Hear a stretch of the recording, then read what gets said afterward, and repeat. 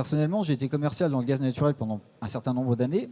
Et quand le marché prenait 3 € du mégawattheure, je m'arrachais les cheveux et je me demandais comment j'allais expliquer ça à mes clients. 3 € du mégawattheure. On a coté à plus de 300 € du mégawattheure au mois d'août. Une augmentation colossale. Un niveau qu'on n'aurait jamais imaginé. On a complètement changé de dimension.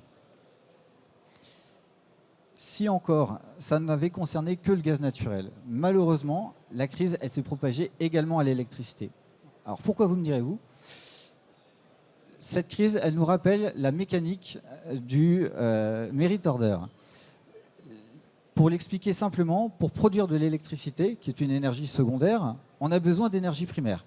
Le soleil, le nucléaire, le charbon, le pétrole. Pour satisfaire une demande d'électricité, on va utiliser des moyens de production en fonction de leur coût de production. On commence par déclencher les moins chers, et puis au fur et à mesure de la demande, on augmente, on augmente, on augmente. Donc on commence par le nucléaire, le renouvelable, etc.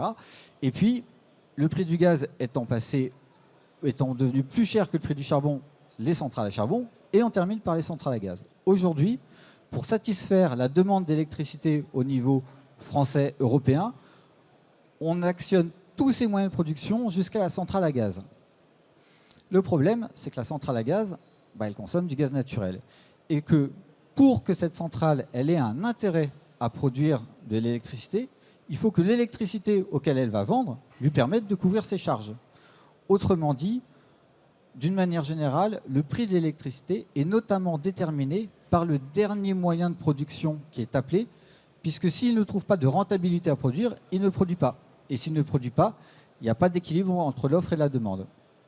C'est le principe du merit order. Et donc, du coup, si vous suivez le raisonnement, le prix du gaz naturel a explosé. Les centrales à gaz, qui sont le dernier actif de production appelé en France, en Europe, a pour principale charge le gaz naturel. Donc, il est évident que les prix de l'électricité vont exploser de la même manière. En France, on a un cas encore particulier par rapport à l'Europe. C'est-à-dire qu'en France, on était jusqu'à présent très fiers de notre parc nucléaire qui assurait plus de 70% de notre approvisionnement. Le problème, c'est que pour des raisons diverses, de report de maintenance en raison de la Covid, de problèmes de corrosion sous contrainte qu'on a détectés dans un certain nombre de réacteurs depuis quelques mois, font qu'on a près de la moitié des réacteurs qui sont à l'arrêt au moment où on se parle. Ce qui se traduit par une baisse significative de la production de notre parc nucléaire. Alors, je m'excuse, le graphique n'est pas tout à fait à jour, mais grosso modo, on a sur l'année 2022 une production historique du parc nucléaire français à la baisse, et on a des prévisions pour 2023 et 2024 qui ne sont pas beaucoup plus intéressantes. Du coup, si vous me suivez, on a moins d'électricité d'origine nucléaire, ce qui veut dire qu'on va devoir faire davantage appel aux derniers actifs de production que sont les centrales à gaz. Or, le gaz a explosé, donc c'est un peu un cercle vicieux, et ça entraîne ceci, un prix de l'électricité qui explose littéralement, et dans des proportions plus importantes encore que le gaz naturel. Et on observe exactement le même phénomène, c'est-à-dire que la courbe, enfin le pic en fin de courbe est tellement élevé. Vous voyez, on n'a même pas été jusqu'au bout de la mise à l'échelle puisqu'on a tapé 1130 € du mégawattheure au mois d'août, tellement élevé que ça écrase, encore une fois, tout ce qui s'est passé durant les 15 dernières années. C'est absolument extraordinaire. Pas dans le bon sens du terme, malheureusement, mais c'est une réalité. Ce qui est intéressant de voir, c'est le comportement année par année. Pour les amoureux de la technique, ce que je vous présente là, c'est ce qu'on appelle un marché en backwardation. Ça veut dire que les échéances long terme sont plus basses que les échéances court terme. Qu'est-ce que ça veut dire concrètement? C'est que le marché anticipe que globalement notre situation devrait s'améliorer.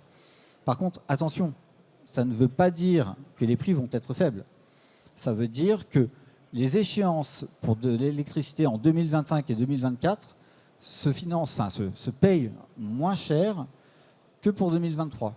Mais malgré tout, si vous regardez la courbe, on est à des niveaux de prix qui sont extrêmement élevés, 2023 comme 2024 ou 2025. Bon, c'est bien beau tout ça, mais vous allez me dire concrètement sur votre facture, Qu'est-ce que ça signifie?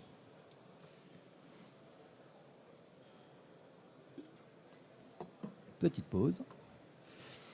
Votre prix de l'énergie, il dépend de votre profil de consommation et naturellement du prix de l'énergie sur les marchés de gros. Or, comme on l'a vu ensemble, ces prix, ils ont littéralement explosé. L'impact, il est évident. Le coût de l'énergie sur votre facture explose. On s'est livré à un petit jeu statistique chez Opéra pour voir ce que ça donnait concrètement en termes de structure de facture. Avant la crise, l'énergie, ça représentait grosso modo la moitié de votre facture. Maintenant, au moment où on se parle, l'énergie, cette même énergie, représente un petit peu moins de 90% de votre facture. Attention, je dis que ça représente 90% de votre facture. Je ne dis pas que votre électricité a pris 90% ou que votre gaz naturel a pris 90%. En réalité, on est plus dans du x2, x3, x4, x5. Mais cette électricité, du coup, forcément, par effet mathématique, représente une part bien plus importante sur votre facture. Alors, sur quoi est-ce qu'on peut agir? Les taxes, c'était le cas avant, où on pouvait effectivement chercher de l'exonération de CSPE, mais avec le bouclier tarifaire, et c'est une bonne chose, la CSPE a quasiment disparu, donc, a priori, plus grand-chose à faire de ce point de vue-là. L'acheminement, le transport, oui, effectivement, on peut essayer d'optimiser cette partie-là, mais ça reste du cas par cas, et in fine, sur votre facture, ça reste relativement marginal. Il reste donc cette grosse brique qu'est l'énergie. Et du coup, il n'a jamais été aussi important et crucial, finalement, de se pencher dessus et de faire jouer la concurrence lorsque c'est possible. Comment? Déjà, en faisant attention à quelques points, on va dire, importants. Le premier, la durée du contrat. Je vais briser peut-être un tabou d'entrée de jeu, mais il n'y a pas de bonne ou de mauvaise stratégie a priori. C'est-à-dire que la bonne durée du contrat, elle va dépendre finalement pour vous de votre appétence au risque et de l'appréhension que vous avez de l'évolution des prix de l'énergie à court ou moyen terme. Je m'explique. Globalement, vous avez le choix entre partir sur un contrat plutôt court, durée 1 an, ou un contrat un petit peu plus long, durée 3 ans. L'avantage d'une offre courte, c'est si jamais le marché se casse la gueule dans 6 mois, vous pourrez pleinement en profiter puisque vous aurez la possibilité de renégocier immédiatement un prix qui prendra effet très rapidement. Donc vous pourrez profiter pleinement de cette baisse de prix. En revanche, si vous vous rappelez le slide avec les prix par année, vous prenez l'année la plus chère puisque c'est l'année la plus courte. Donc 2023, le prix le plus élevé. Donc vous avez un prix qui pour le coup est extrêmement élevé. A l'inverse, si vous partez sur une durée plus longue, comme vous lissez l'année 1 avec l'année 2 et l'année 3 qui sont à des prix plus bas, ça vous permet d'avoir un prix de l'énergie qui est globalement inférieur. Par contre, en cas d'évolution positive du marché, vous aurez plus de peine à en profiter si elle survient dans 6 mois, dans 1 an, parce que comme vous êtes engagé sur un contrat de 3 ans, il faudra bien l'honorer ce contrat et ça va être plus difficile d'en sortir pour essayer de profiter de la baisse du prix et donc d'un nouveau contrat à signer. D'où l'intérêt de vous faire accompagner par un acteur qui sera capable de contextualiser finalement le sujet et de voir en fonction de votre position quelle serait la meilleure formule. Autre point d'attention, et là plutôt pour l'électricité, est-ce qu'il faut partir plutôt sur un prix fixe ou plutôt sur un prix ARENH? Alors, l'ARENH, pour ceux qui l'ignorent, et grosso modo, c'est l'électricité d'origine nucléaire vendue pas cher, ou du moins à prix coûtant, par EDF aux fournisseurs alternatifs. Un fournisseur d'énergie, d'électricité, quand il propose un contrat, il a 2 possibilités. Soit il vous fait globalement un prix fixe, donc il va s'approvisionner sur le marché pour vous proposer un prix, et ce prix ne bougera en théorie pas durant la durée de votre contrat. Soit il y intègre une certaine proportion de ce prix ARENH. Ce prix ARENH qui se valorise cette année à 42 € du mégawattheure. L'année prochaine, on sera vraisemblablement plutôt aux 49 € du mégawattheure. Mais qui se valorise à 42 € du mégawattheure aujourd'hui, quand le prix de marché s'établit plutôt aux alentours des 500 € du mégawattheure. Vous voyez un différentiel qui est assez colossal. Si vous me suivez, vous comprenez bien qu'un prix qui intègre de l'ARENH aura forcément facialement un prix plus intéressant qu'un prix fixe. Mais attention, le prix ARENH n'est justement pas un prix fixe. Qu'est-ce qui se passe quand un opérateur souscrit de l'Arenh?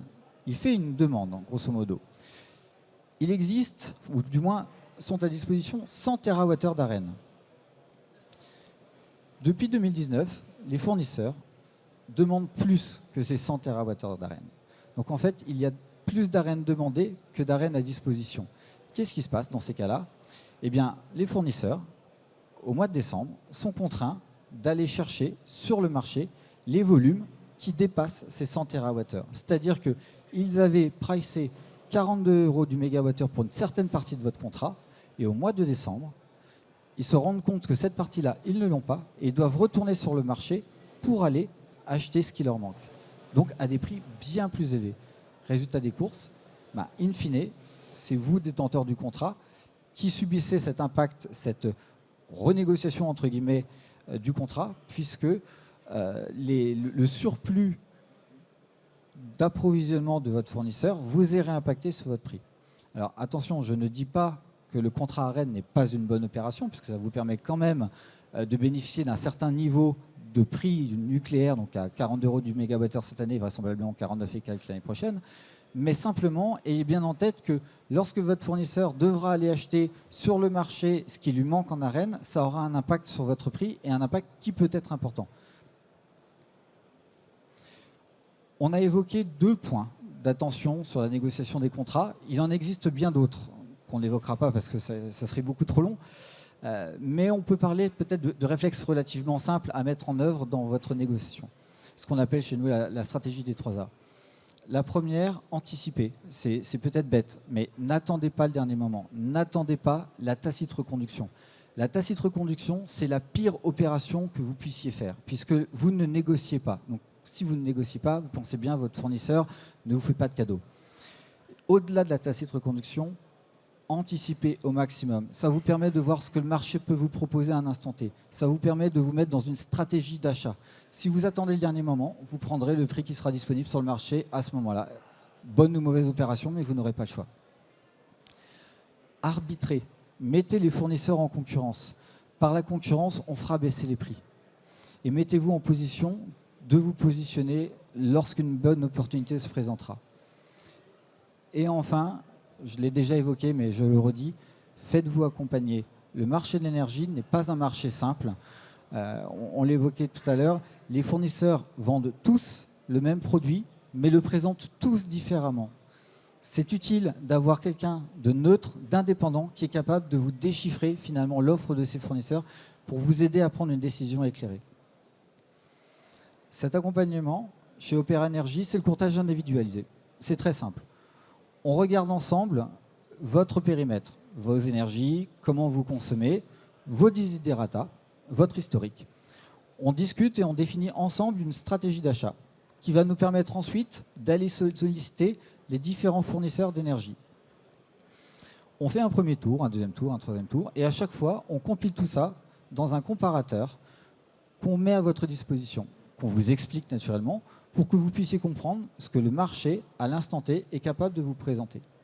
À ce moment-là, naturellement, vous êtes libre de faire votre choix. Ce choix-là vous revient. Une fois que votre choix est fait, Opéra Énergie ira s'occuper de la validation de votre contrat auprès du fournisseur que vous aurez retenu. Et notre travail ne s'arrête surtout pas là, puisque derrière, après la validation du contrat, on va s'occuper de tout ce qui est veille réglementaire, veille marché. Et si demain le marché évolue favorablement et que vous pouvez en profiter, eh bien à ce moment-là, on reviendra vers vous pour vous dire comment ou quoi faire. Et pour finir, je voulais vous montrer justement un petit exemple de ce qu'on met à disposition de nos clients. C'est un exemple de comparateur où on retrouve une synthèse budgétaire, une synthèse contractuelle, les différentes offres qui sont disponibles sur le marché avec une comparaison par rapport soit à votre prix actuel, et donc vous savez le delta entre avant et après, soit par rapport à votre offre de renouvellement de votre fournisseur actuel, de manière à ce que vous puissiez prendre une décision la plus éclairée possible. Voilà. Merci beaucoup Aurélien. Mais écoute, voilà, merci de ces explications qui nous permettent de comprendre comment on paye l'énergie, pourquoi on paye l'énergie et comment la payer dans les meilleures conditions demain sur la renégociation des contrats. Quand je t'écoute, je m'aperçois. Alors, je ne sais pas combien il y a de fournisseurs d'énergie en France aujourd'hui. On connaît tous les principaux en tout cas. Je ne sais pas combien il y en a. Mais j'ai l'impression qu'on est sur un marché qui est quand même national, européen, mondial.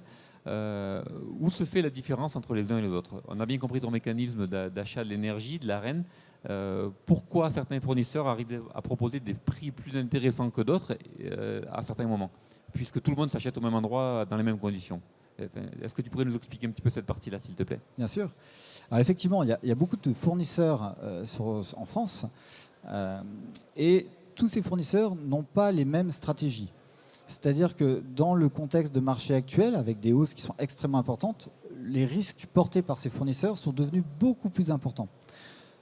De la même manière que finalement votre décision de prendre plus ou moins long terme va dépendre de votre appétence au risque, le prix qu'un fournisseur peut proposer va aussi dépendre de son appétence au risque. Parce que dans un contexte de marché extrêmement volatile, proposer un prix aujourd'hui à un client n'est pas anodin pour un fournisseur. Donc certains auront plus d'appétence et auront une volonté plus marquée d'aller prendre des parts de marché, tandis que d'autres chercheront davantage à sécuriser leur activité. Il y a également des stratégies différentes en termes d'approvisionnement. Certains fournisseurs se couvrent sur le marché immédiatement, d'autres se couvrent à d'autres reprises. Ces différences de stratégie, d'approvisionnement, de sécurité, etc., font qu'il peut y avoir des écarts très importants d'un fournisseur à un autre. Par ailleurs, et je rebondis sur la question, les différents fournisseurs aujourd'hui n'ont pas tous les mêmes appétences pour les mêmes cibles. Certains seront très bons sur telle typologie, telle cible, d'autres le seront nettement moins. Et donc c'est toute la compétence, toute l'expertise qu'on met à disposition de nos clients en sachant à quelle porte aller taper pour avoir les meilleures offres qui correspondront le mieux à la typologie de nos clients.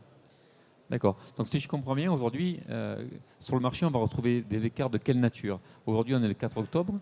Pour un client qui est exploitant agricole, qui a une entreprise de transformation, qui fait du froid, qui est un consommateur d'énergie, est-ce que l'écart de prix entre un fournisseur A et un fournisseur B peut être de 3 à 5%, ou est-ce qu'on trouve des écarts beaucoup plus importants qui nécessiteraient effectivement une approche particulière à ce niveau-là? Alors historiquement, on était dans des écarts de prix de 5 à 15%. Aujourd'hui, on peut avoir facilement 50% d'écart entre deux propositions. Donc, raison pour laquelle, effectivement, il faut être attentif sur ces sujets. Un autre aspect des choses qu'on n'a pas évoqué jusqu'à aujourd'hui, on entend parler de tarifs réglementés, de tarifs encadrés par l'État pour ne pas subir ces inflations et retrouver ces éléments de courbe qu'on a vu tout à l'heure. Est-ce que tu peux nous dire qui sont les entreprises qui peuvent bénéficier de ce tarif réglementé, d'une part, et est-ce qu'on peut revenir sur un tarif réglementé quand on est sorti du tarif réglementé? Voilà, éclaire-nous sur ce qu'est le tarif réglementé aujourd'hui, qui peut en bénéficier, qui peut y revenir, et pourquoi pas tout le monde est au tarif réglementé. Ah, tu me poses la question piège parce que c'est toujours la question que je redoute. J'ai toujours un doute sur le triptyque. Au tarif réglementé, pour l'électricité, il faut être en tarif C5, donc c'est-à-dire avoir une puissance souscrite inférieure à 36 kVA. Il faut avoir moins de 10 salariés et réaliser moins de 2 millions d'euros de chiffre d'affaires. Et dans ces cas-là, effectivement, on peut retourner au tarif réglementé. Le cumul des trois, il faut répondre au cumul des trois pour être éligible au tarif réglementé. D'accord. Sinon, on est sur le tarif marché qu'on a Sinon, c'est le tarif expliqué aujourd'hui. D'accord. Ok. Et donc le tarif réglementé, pour les entreprises entre guillemets qui ont la chance d'être sur le tarif réglementé, la chance entre guillemets par rapport à l'énergie, pas forcément à leur taille, ces gens-là ne sont pas soumis à cette variation-là et n'auront qu'une inflation de 15% l'année prochaine. C'est bien ça?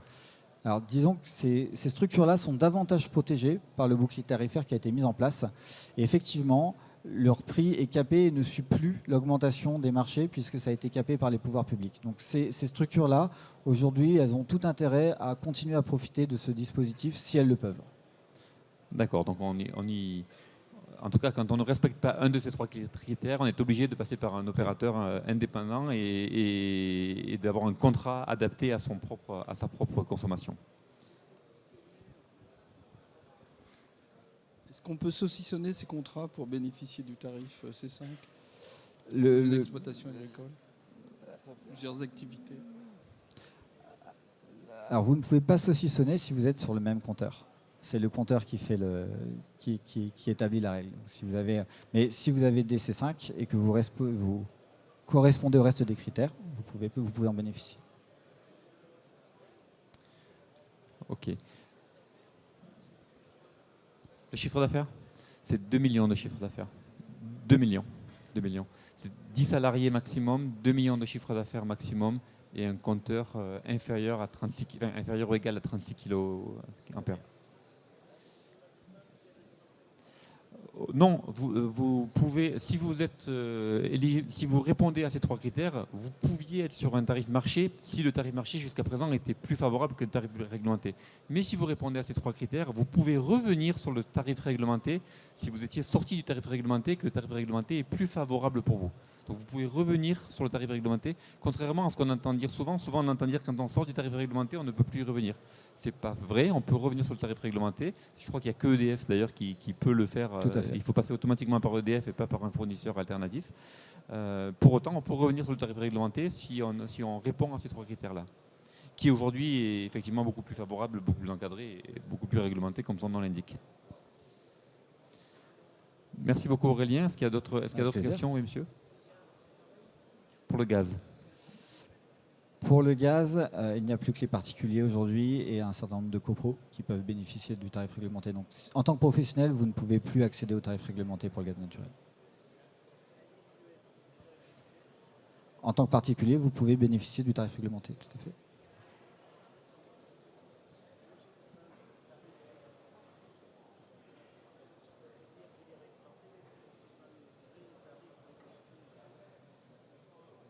Pour les particuliers,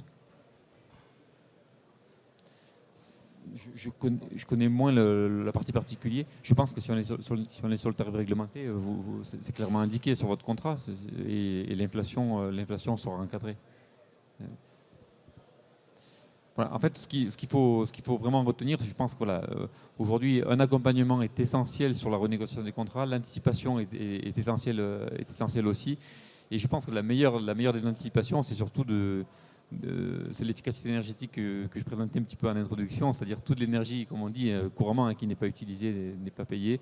Donc je pense qu'il faut avoir la renégociation des contrats est un des facteurs à considérer, mais tous les autres volets de la transition énergétique sont à prendre en considération, l'efficacité énergétique du process, du bâtiment, et dans la mesure du possible, la production d'une partie de son énergie, en tout cas si la configuration de vos bâtiments, de vos toitures vous le permet.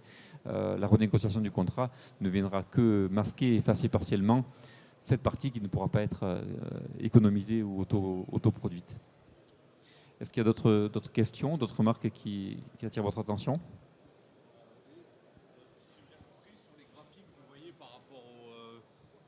Sur les graphiques, ce qu'on voyait par rapport au prix d'échange sur les marchés en 2024 et 2025, ça s'échange plutôt à des tarifs plus bas, donc il y a un optimisme des marchés au niveau de la crise énergétique vis-à-vis du futur.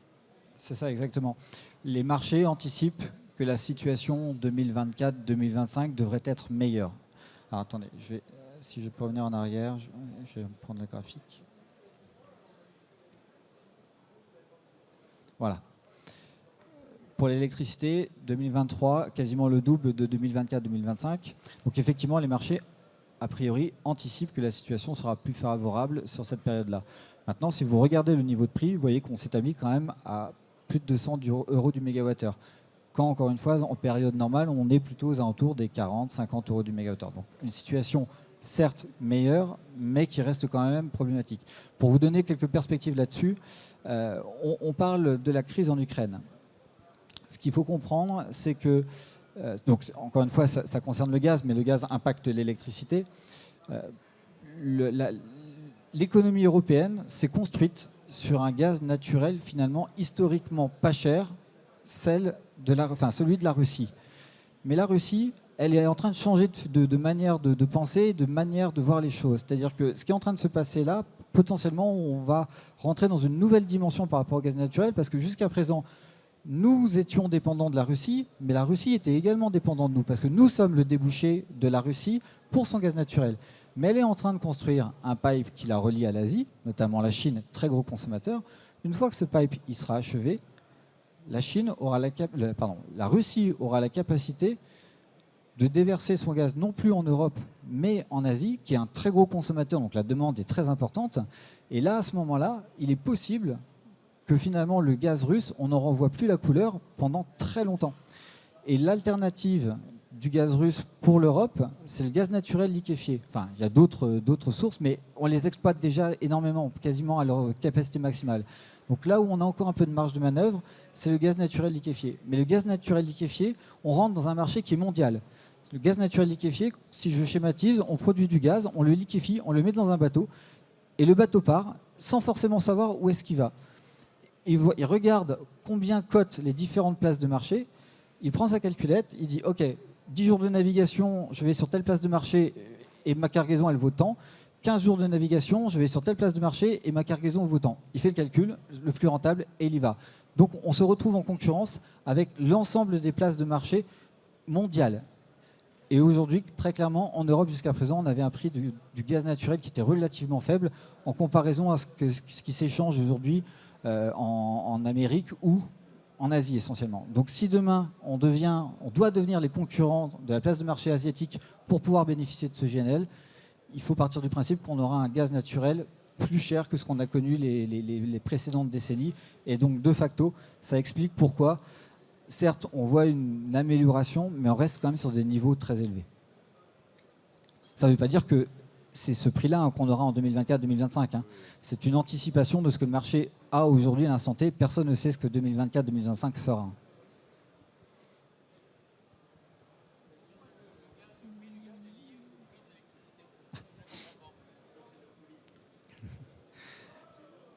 Alors je m'excuse pour ceux qui l'ont eu, je reviens très rapidement sur la mécanique du merit order. Pour faire très simple, le gaz naturel, on l'utilise pour produire de l'électricité.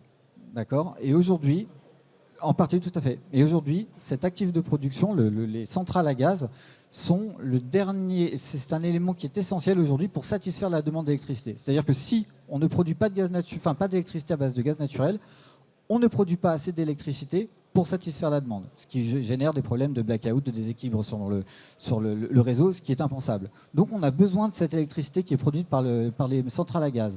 Or, ces centrales à gaz, si elles veulent produire, ou du moins pour qu'elles aient un intérêt à produire, il faut que l'électricité faut que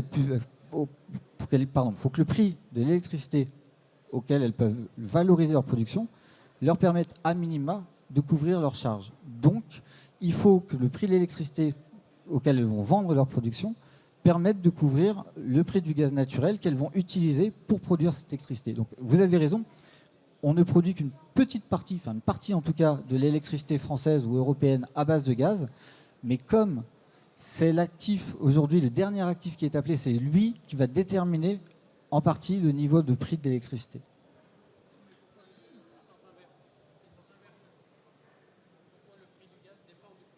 Ah non, le prix du gaz ne dépend pas du prix de l'électricité. C'est le prix de l'électricité qui dépend des prix du gaz.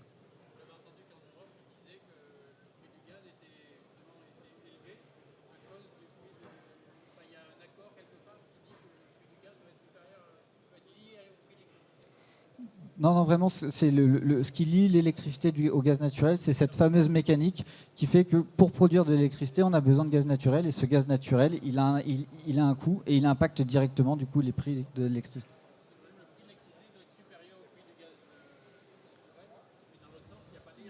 Exactement. Pas à ma connaissance. Le dernier kilowattheure électrique produit, c'est le prix le plus cher parce qu'il est produit à base d'une électricité gazière. Tout à fait. Vous avez parlé de gaz naturel liquéfié. Est-ce qu'il y a un lien entre le prix du gaz naturel et les gaz propane qui sont utilisés notamment pour chauffer les bâtiments ? De façon peut-être très indirecte, puisque finalement le gaz propane, etc., sont des dérivés de ce qu'on produit à base de pétrole. Et en fait, dans un réservoir aujourd'hui, ce qu'on appelle un réservoir, donc quand vous forez, vous avez l'huile, le pétrole, et vous avez le gaz naturel. Et donc les deux sont à la production intimement liés. Après, les places de marché sont différentes, les usages sont différents.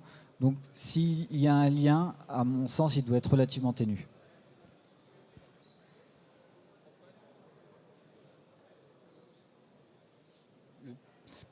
Oui, alors certainement qu'il y a un sujet également d'offre et de demande, puisqu'il y a une demande qui est reprise et l'offre doit suivre, donc je pense qu'on est sur quelque chose de similaire, mais c'est pas la même mécanique qui est à l'œuvre malgré tout.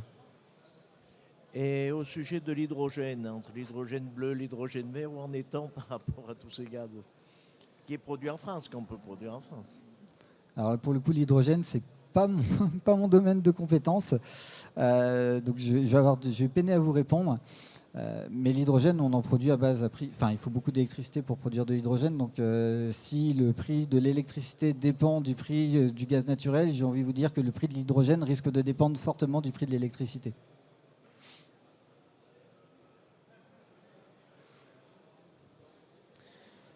Parfait. Eh bien, écoutez, on vous remercie de votre attention, de vos questions, de l'intérêt porté au sujet.